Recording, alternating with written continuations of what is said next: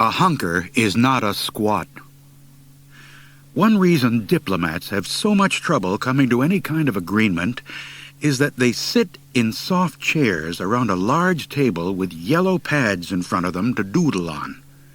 They're too comfortable for serious negotiation.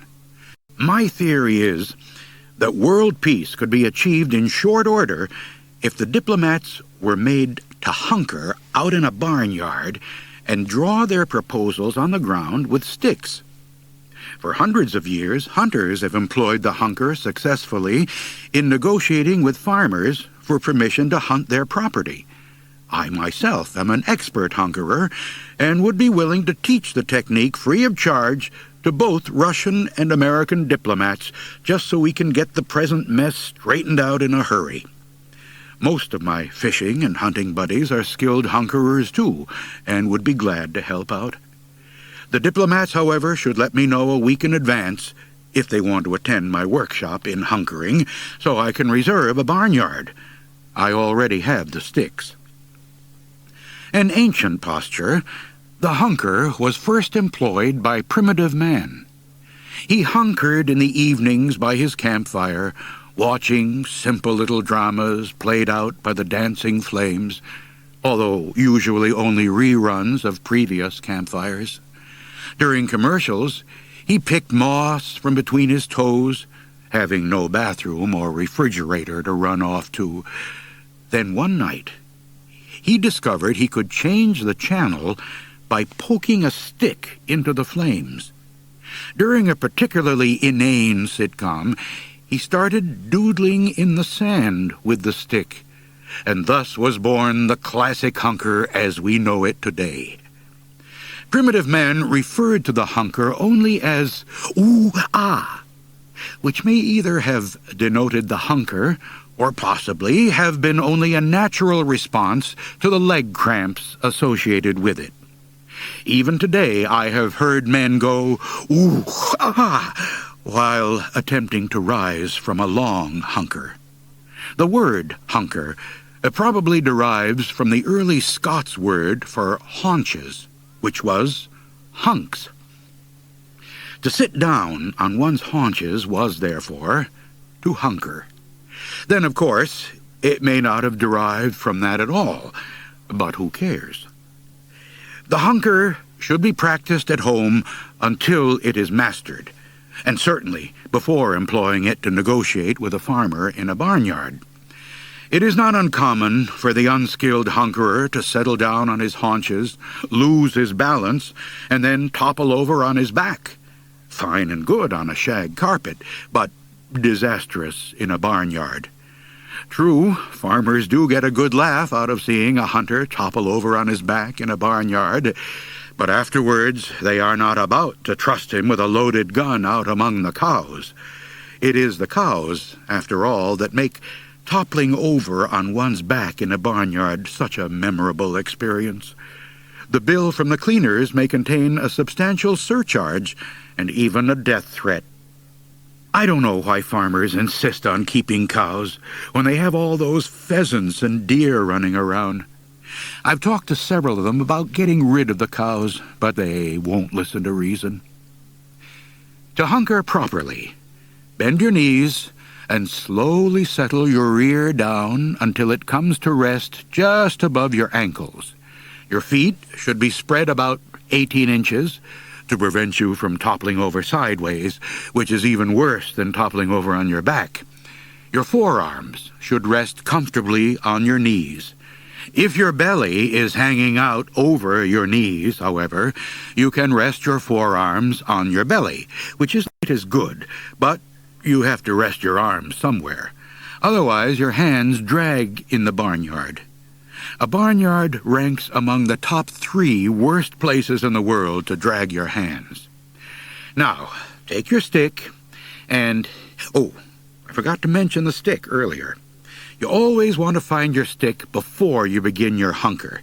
If you don't find your stick first, you have to waddle around in your hunker looking for one. Now that makes you look ridiculous and causes the farmer to think maybe he can't trust you out among the cows.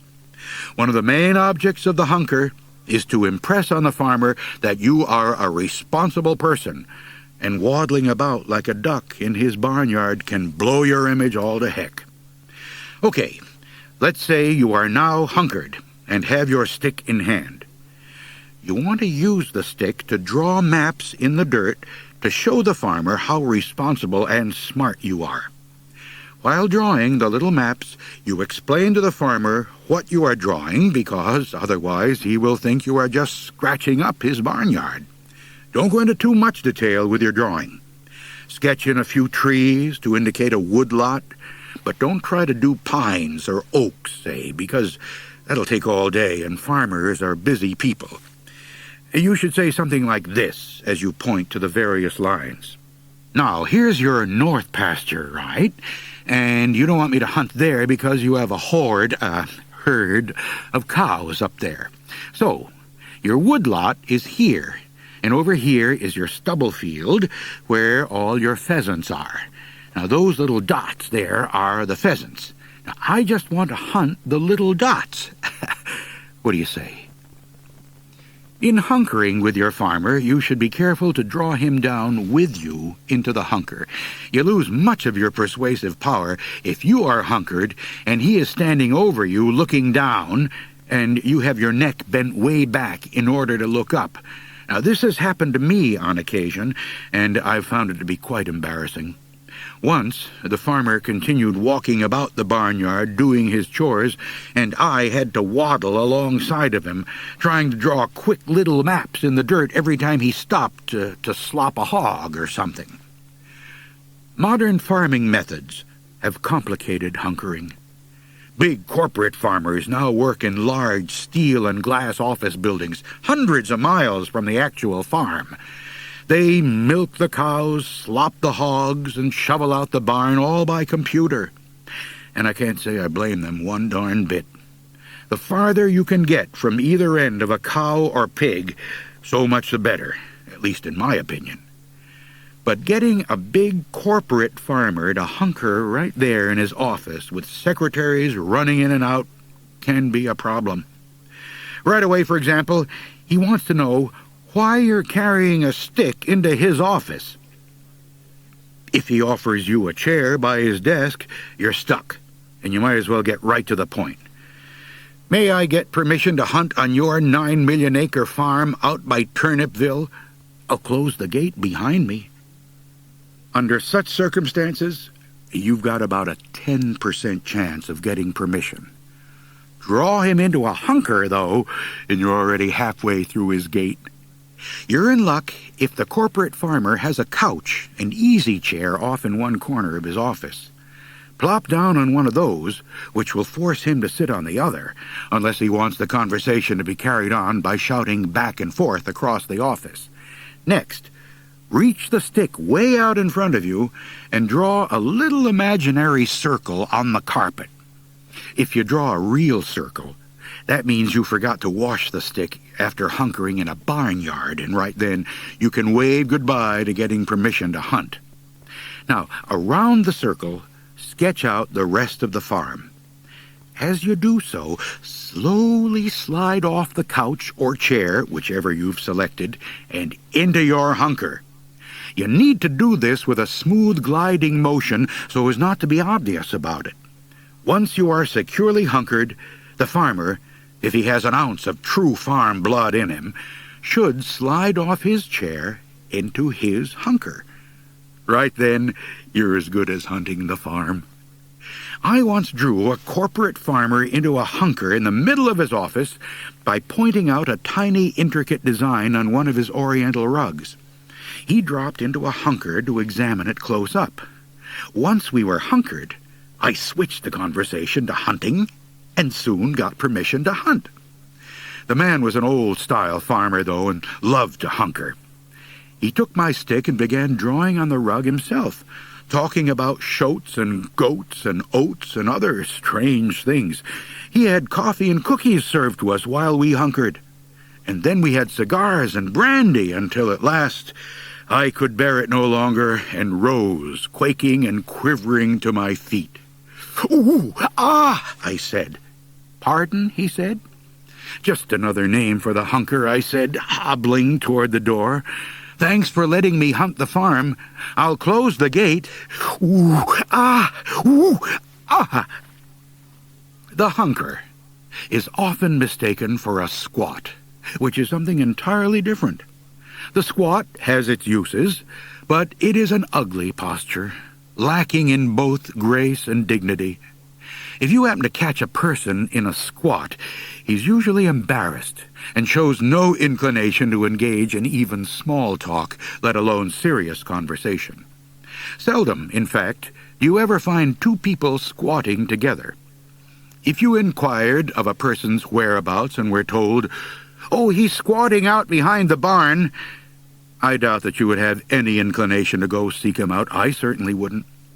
On the other hand, if you're told, "Oh, he's hunkered out behind the barn," why, then you know the man is receptive to visitors and probably would enjoy a good chat about his lower 40, which is practically being eaten bare by the population of pheasants.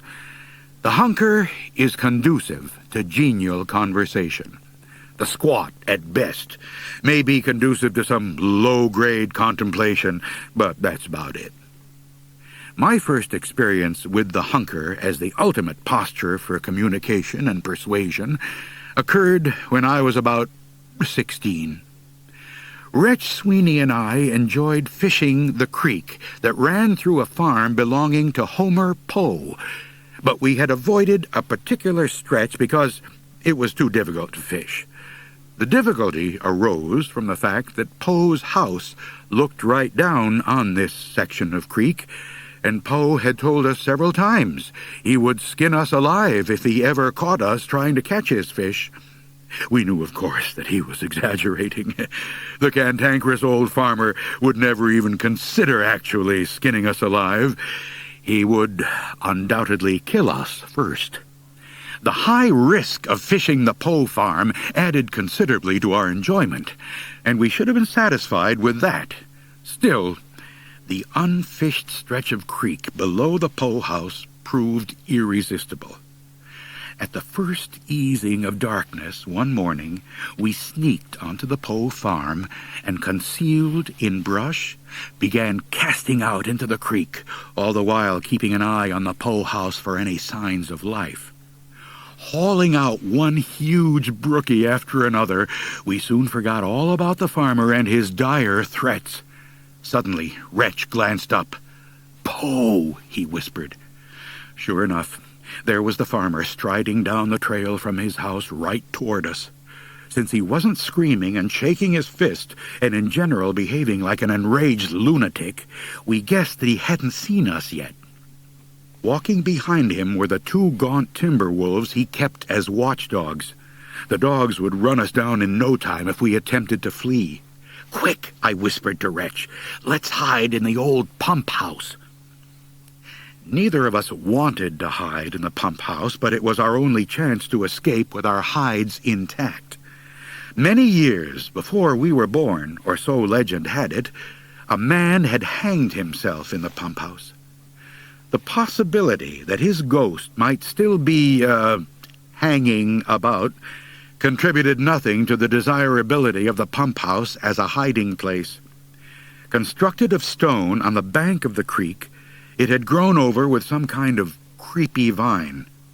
Poe had installed an electric pump, but the old pipes dribbled water, and the place smelled of mold and rot and dampness.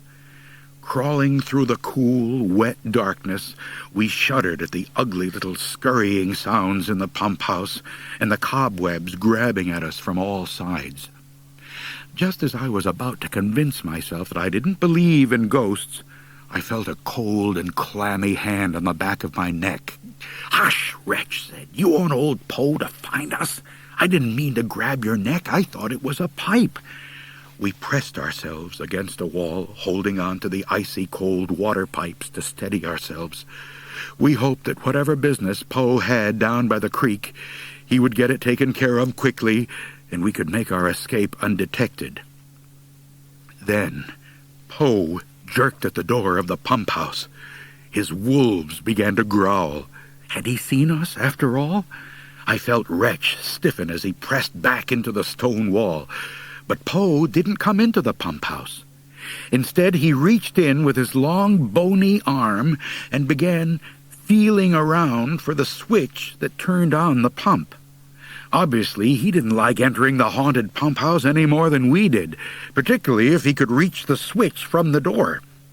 Then all hell came loose. Poe screeched like a burst air hose. His dogs fled howling for home. Retch was whipped back and forth from one side of the pump house to the other. I thought the ghost had us all for sure. Wishing not to be outdone, I contributed what I could to the overall clamor. Retch sprang through the door with me running up his back. The wolves were now just black streaks going up the hill toward the Poe house. Poe was flailing about on the ground, performing what looked like the Australian crawl on more or less dry land.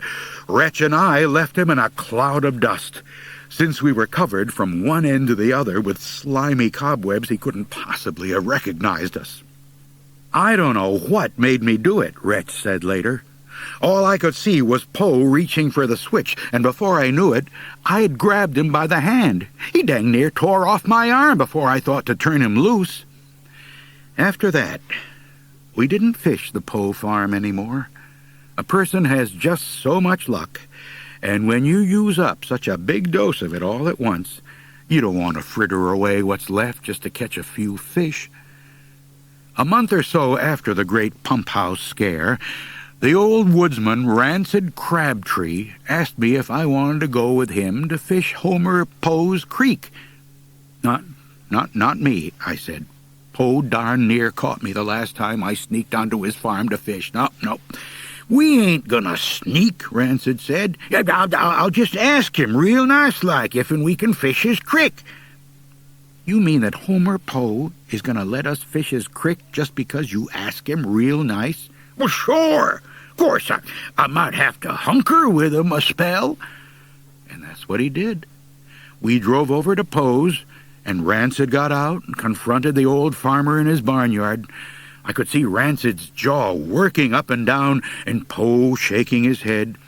Then Rancid picked up a little stick and sank down into his hunker and began drawing on the ground.